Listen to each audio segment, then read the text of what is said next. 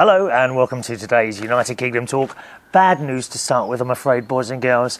Due to the Easter period, my weight has slightly increased to 13 stone 2.6 pounds. Not really happy. Yeah, a slight weight increase, but I do know it was due to the Easter period. 4 Easter eggs, a couple of bags of crisps, a few sandwiches, celebrating Easter. That's what it was. So I'm not too worried about it. Was it worth it, eating all those eggs and that and having the 2 extra pounds? Dare I say yes, it was. It was most pleasurable, thank you very much. So bad news there. I'm sorry to start the programme on such a downer today. But the up part of it is that I'm back out in the garden today, as it's quite nice. Oh, because of the weight increase, that means the shirt has got tight again.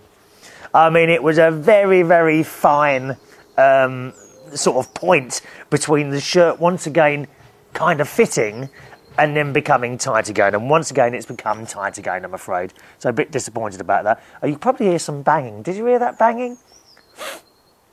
I think we've got someone doing some DIY at the moment, but not to worry. The cat's here as well. Do you want to come up here? Come on, cat. Cat. Katie, up you come, darling. Come on, don't be shy. Don't be shy. She's walking all over my papers. You coming up here? There we are. Cat's up here. Good morning, cat. Give us a kiss. She kisses me. Oh, by the way, those of you that watch the show on YouTube, you may have noticed there is now my new spring closing film is up online with some few pictures of the flowers as dotted all around it. The closing film is actually just a few feet from my house and the outlook that I have here. Pictures of daffodils and what are those little weed things? Not pansies. Yeah, there's a pansy in there. Starts off with a purple pansy. Actually, this one here, what's right in front of me there. A close-up on it. Oh, you're off now. Cat's gone now. It starts off with a purple pansy. Then I think we go to a picture of daffodils. Then there's daisies. Then there's the clouds and the trees. And then it cuts to a picture of the gorgeous, beloved Katie the cat wandering along the path. All right, so if you haven't seen that, just scroll through to the end of the show and you'll see it there, all right? Actually, I think this shirt is so tight because I've put a T-shirt on underneath because it's a little bit, it's still not warm, if you see hot warm. It's kind of cold warm, if you see what I mean. There's an email address to the show. My email address is chris@unitedkingdomtalk.co.uk, right? chris@unitedkingdomtalk.co.uk. I'm going to start off the show with the email from Vicky that we didn't finish off at the end of the last show, all right? And she says, watching the Thursday, the April the 1st show, she noticed that the sound changed during the show.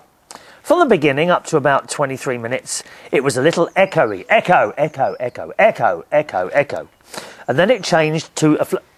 Will you not sit on my recording equipment, Cat, please? Hang on a minute. Oh, I bet she's turned it off. You haven't turned this off, have you? Aren't they straight? No, don't play with the microphone wires. Oh, bit me. Why did you do that? Oh. That's because I tried to move her and she was too comfortable. Katie! Oh, the towel's wagging now and it's in the corner looking evilly at me. Was sitting right on top of my recording gadget then, she was. You coming back or what? Hello? Dear me. You see, this is one thing that you don't get when you're in the studio. Falling over and cats doing that sort of thing. Where was I? Oh, yes. She says, and then the sound changed. Echoey, is that a technical term? My darling, any terms are technical terms. We are not technical people, dear. Don't worry about it. She says, I hope I'm not the 20th person. I know I've read all this out already. Yes, you're quite right. There was something, I don't know, I think I'd forgotten to do some of the editing on that. So as soon as I got your email, I took the show down, re-edited it and shoved it back up again. So thank you very much for letting us know. Now, we were talking about 3D televisions the other day. And I asked you to write in on your comments on whether you think it would work or not. Interestingly enough, on the way to work last night, I was listening to a radio show and the bloke was saying he's like a technical expert. You know, you ring in when you want technical advice on perhaps things to buy or whether you've got something gone wrong, you know, one of those technical people. And he was saying, don't buy a 3D TV yet. They're too early. Also, apparently, and I didn't know this, there are different types of 3D televisions to buy. So he was strongly advising people, do not buy 3D televisions yet. Number one, they're also going to be very, very expensive at the moment. And number two, what sort do you buy? Now, I don't know what they mean by that. What do you mean, what sort? There are actually apparently different methods of doing 3D. This bloke was also saying, going slightly off subject there, that he'd been to see the 3D version of the new film Clash of the Titans, which actually I was going to go and see in a couple of nights' time. But according to him and the presenter of the show on the LBC, it's a London talk station, apparently the 3D version is not good. The 3D just hasn't worked very well. And they were advising... Was that a butterfly flying in then? Oh, it's a bee. Oh, there's a large bumblebee next to me. Can you see it? I don't know if you can see that. It's eating something in the middle of my yellow pansy. What a cheek. Bees are funny. Aren't they funny? And they never bother you. I've had them kind of buzz around my head. There he goes. Flew straight past me, you see. Aren't they wonderful little creatures, bumblebees? They're so fat. How do they get off the ground? I often ask myself that when I get up off the chair, to be honest. They never bother you. They're quite happy to float around the bees. As long as you don't bother them, they don't bother you. Never be afraid of a bee. Except those great big African ones that I think there are some varieties that attack you, aren't they, in swarms? Wasn't there a film called The Bees or something like that when they started coming through people's keyholes? Oh my God, I'm going to have to tape mine up tonight. Tape up those keyholes. Now, where was I? Oh, yes. And this bloke was... Oh, the cat's come back now. Oh, she's come back. What, I've been forgiven, have I? Have I been forgiven? What a cheek, innit, eh? There you are, darling. She likes to be stroked hard, this cat. Strange creature. Now, where was I? Oh, yes. So, Clash of the Titans. And both the technical guy and the presenter were saying that the 3D quality of this film really is quite bad. There are parts in it that it looks blocky when you've got your glasses on. And also, like, if you're looking at me now and you were looking in 3D, I would have two heads. So I'm not quite sure what's happened there, although they said apparently the film was not filmed specifically in 3D. I don't know how it works, don't ask me. The film apparently wasn't filmed specifically in 3D, but was made 3D from the 2D copy. Don't ask me how that happens, but apparently that's it. Bit weird, really. So it hasn't really worked too well at all. However, they do say if you go and watch it in 2D, it's a great film. It's just the 3D effects are really not good in it. So I'd be very interested to hear if anyone else had seen Clash of the Titans in 3D. I'm not going to go and see that now until I hear perhaps from someone else and say, yeah, it's really good. I'm going to take what they've said as gospel. Did you see, or have you yet seen, Clash of the Titans in 3D? If so, please let me know on the email. My email address is chris@unitedkingdomtalk.co.uk. chris@unitedkingdomtalk.co.uk. Now, this guy was saying on the subject of 3D televisions, as I say, don't buy one yet. They're too new. You've got the price problem. They're very expensive at the moment. And also, what sort, you have to decide what sort that you want to buy. He said, however, now is the time to buy a high-definition set because all the prices have come down, which indeed is what I did a little while ago. All the prices have come down and we know what's what now. You know, the kind of guinea pigs have tested out these sets, and if there have been any problems, they've all now been ironed out. This is the thing, you see. If you buy a gadget as soon as it comes out, you really are a little bit of a guinea pig. You know, or a piece of software. You're always buying, even though they say the beta testing is finished, if you're one of the first people to buy a bit of software, you're still really a beta, you know, because they're not quite sure, perhaps, if everything's done right or not. I generally don't buy a gadget as soon as it comes out. You remember, of course, the iPhone, hugely popular now, hugely popular. But a lot of people say the first versions of the iPhone were not very good at all. A problem, correct me if I'm wrong, because I don't have one, unfortunately. I'd love an iPhone, I don't have one. But apparently the first lot, if I remember rightly, the first lot of iPhones, you couldn't send picture messages. Is that right? Can you do that now? Do you have an up-to-date iPhone? Apparently the memory wasn't too good. There were all sorts of little problems with them, which have now been sorted out. And of course the iPhone is hugely popular. And I'm very jealous because I want one. Could you send me one now, please? Apparently, I did ring up my mobile phone operator, Orange, and they said I can have a free upgrade. Oh, I'm going to sneeze. I haven't got tissue either. The cat will probably jump when I sneeze. Oh, oh, excuse me. What was I saying? Oh yeah, the mobile phone company did say that I could have a free upgrade in December, which is a long way to wait, but it's better than paying out £400 now, which is what they want. So Vicky writes on the subject of 3D TV. She says, I think you are right. Who is going to sit around watching TV in their home with 3D glasses on? Well, I just don't see it. Maybe for one or two films here and there. But Sky Television, which is like the satellite television company here in the UK, they are going to have channels, whole channels, dedicated to 3D TV. And I just don't see people sitting there all night long with 3D glasses on. I really don't.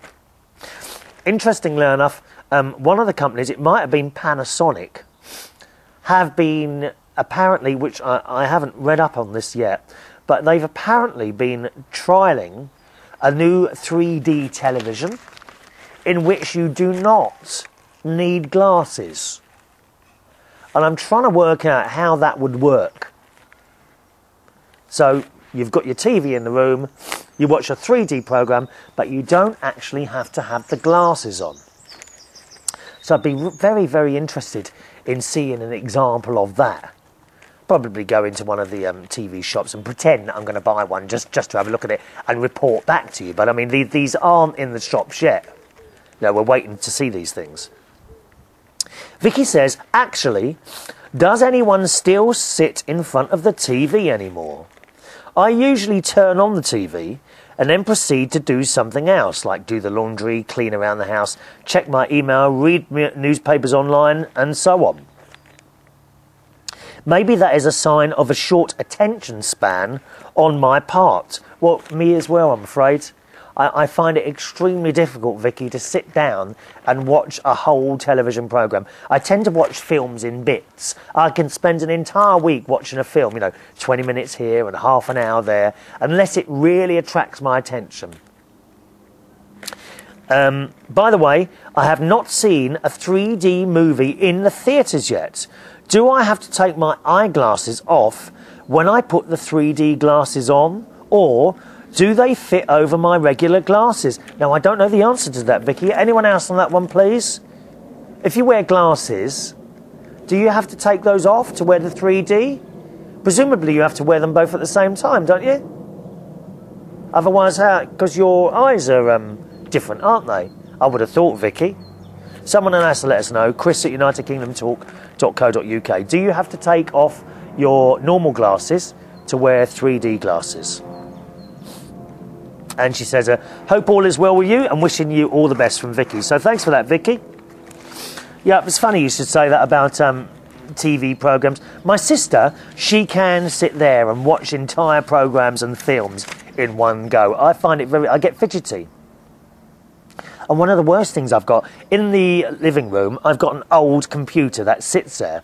And I start fiddling with that while there's something on the telly. And I often miss something that's been on the telly because I'm fiddling about with the computer next to me. Do you do that? And then you suddenly realise, and you look up and you think, oh, what was that? And you've missed it. I think I too have a very, very short attention span, Vicky. Perhaps that's why I'm on my own. I don't know. It's similar though. I mean, a lot of people now don't sit in pubs for very long, do they? I actually went to a pub the other day. I won't name it. It's in Hampstead. I don't work there. It's in Hampstead. And it was a very, very popular pub. And I went there to meet someone. And you know what? It was completely and totally soulless. You kind of went in. There's a flat screen television on the wall showing football, okay? And this, oh my God, my paper, oh, just a minute, my papers have gone flying. 1 minute. It's a bit windy out here today. And it's flat screen telly on the wall, and there were about 10 men in there, sitting there, watching a football match. I mean, this television isn't even big. It's like a 32-inch, okay? It's not the sort of television you would expect to see in a pub that is trying to attract people. And it was the cheapest brand ever. And they're all sitting there on wooden chairs, gathered around this telly.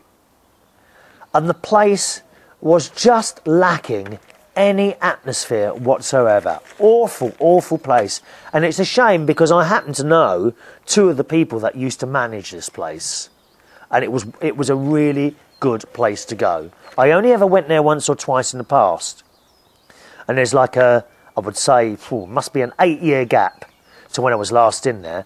But my God, absolutely soulless. You wouldn't want to sit in there. It was almost like sitting in a morgue. Horrible place, wasn't it? Eh? And you wonder sometimes how they actually attract customers like that. And not only that, but the drink prices were expensive. You see, you kind of go on a sliding slope, really. You put the prices up, less people come in, right? So you put the prices up to try and cover that, and then less people come in. You then take away all the entertainment, and less people come in. So you then have to put up the prices again. And you're on a sliding scale. Do you see what I mean? And once these places have gone down so far, it's very, very difficult to get people to come back. Because they either start sitting at home all the time, or they find other places to go. And it's such a shame because this was a very, very popular place. As I say, now, no atmosphere whatsoever in there. Like going into a branch of Audi. It really is. I think you know my thoughts on Audi. Talking of television shows, there's a couple of things that I've got into at the moment. One of those is Coach Trip. Does anyone here in the UK watch the programme on Channel 4, 5 o'clock every night called Coach Trip? I don't know what's got me into that. It's a reality programme, but I love it. Basically, they get lots of couples. When I say couples, I don't necessarily mean husband and wife, you know, people that are together. Lots of, perhaps that's the wrong term to use. They get two people together, groups of two people, okay? Which can be husband or wife, but could be two friends or something like that. And all these groups of two people, and I think there are 6 or 7 groups of 2 people, they go on a coach trip. And they're going all around Europe at the moment. And they go and experience different things while they're on this trip. And they all have to live and eat together. And at the end of every show, they get around together and they all vote someone off. And the person with the most numbers of votes gets firstly a yellow card. You actually get 2 chances of this. Once you get a yellow card, you're on dangerous ground because you can then be voted off with a second yellow card on another show. Are you with me or not?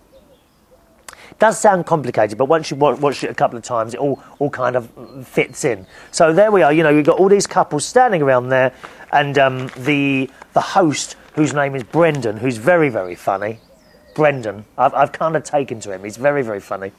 He then says, OK, it's time for tonight's vote. Who are you going to vote for? And say me and my friend were standing there and say, well, we'd like to vote for Mr. and Mrs. X because we found them too loud today, and we've all got headaches because they were making so much noise.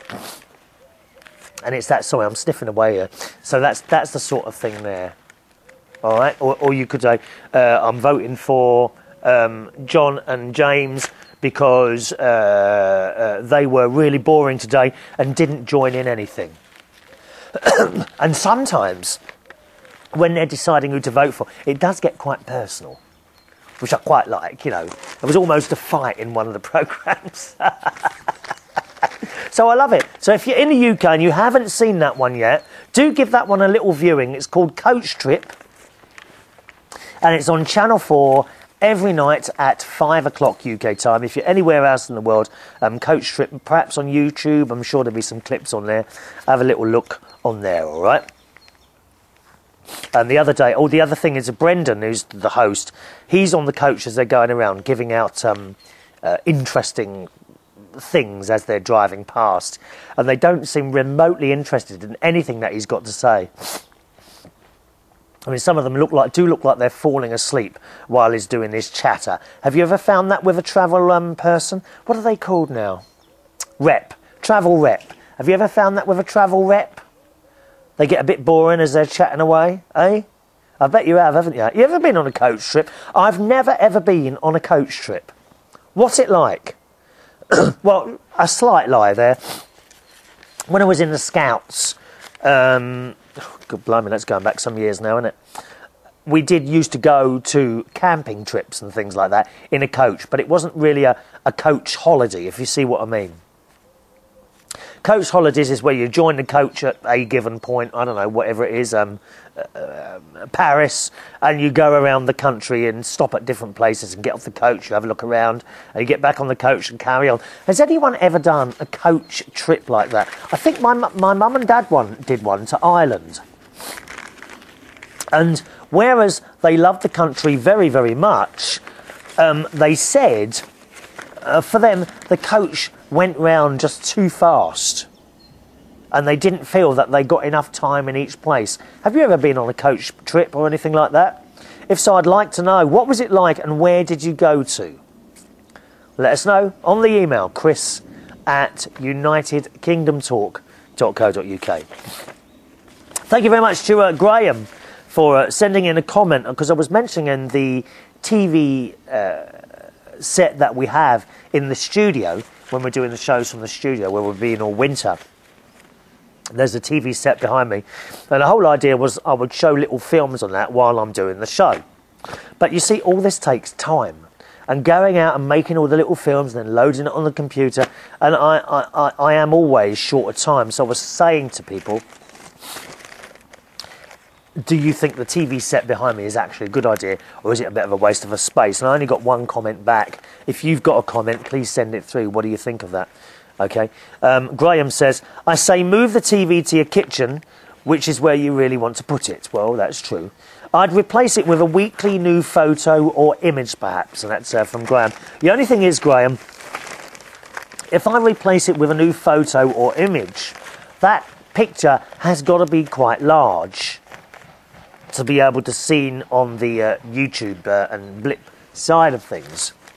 And if you're going to do a picture that large, it's going to cost you like 20 quid every time you change the picture, because it's quite dear to do those things. So I don't think that's a good idea. I could just replace it with a large picture of the United Kingdom Talk logo, I suppose. I don't know. Anyone else want to comment on that? You know that TV screen that's usually behind me showing some sort of film? Do you think it adds to the show? If I took that away, would there like be a big gap and you'd think to yourself, oh, there should be something there? Let us know, all right? chris@unitedkingdomtalk.co.uk. And one more email here from Jennifer. Hello, Jennifer. Always a pleasure to hear from our Jen. Chris, how are you? I'm well, thank you very much. Yes, me too. I'm okay. I'm sniffing today. Can you hear it? Shall we do a really long sniff? Eh? Isn't that the most disgusting noise of all time? She says, OK, now you're up with 2 of my jobs. Here's something else I do. I sell books online for 5 websites.